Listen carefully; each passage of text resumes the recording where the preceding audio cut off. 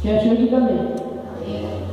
Entrem pela porta estreita, pois larga é a porta e amplo o caminho que leva à perdição, e são muitos os que entram por ela. Como é estreita a porta e apertado o caminho que leva à vida, são poucos os que a encontram. Pode ser sentado. Então, irmãos, a palavra que fala sobre a porta estreita. Tudo por aqui agora no mundo é difícil, por isso que a porta é estreita. Deus deixou nos pais um monte de mandamentos que iam acontecer.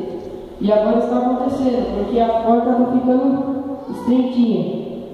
E a porta larga é para aqueles que, por exemplo, deixa eu achar um versículo aqui.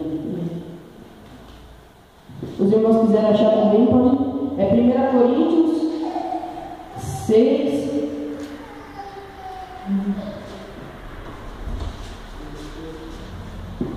Seis, 9 e 10.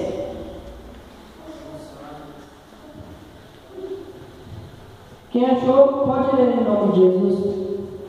Sabedoria de que havia em Cristo estava dentro de mortos já não morre.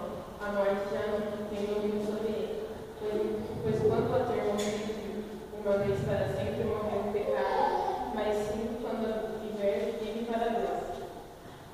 Agora a Armanda é o versículo 9, né? É isso?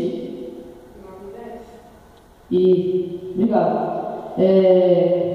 Então, a porta larga é para aqueles que estão no mundo, porque tem gente aqui também que não adianta você vir aqui tudo bonitinho, cheio de panca, mas a língua ser maior do que uma gravata. Não adianta você vir aqui também para você ficar falando. Um irmão, por exemplo, vai contar um testemunho. Aí você glorifica Deus, fala, ai, glória a Deus, aleluia. Mas por dentro você está cheio de raiva.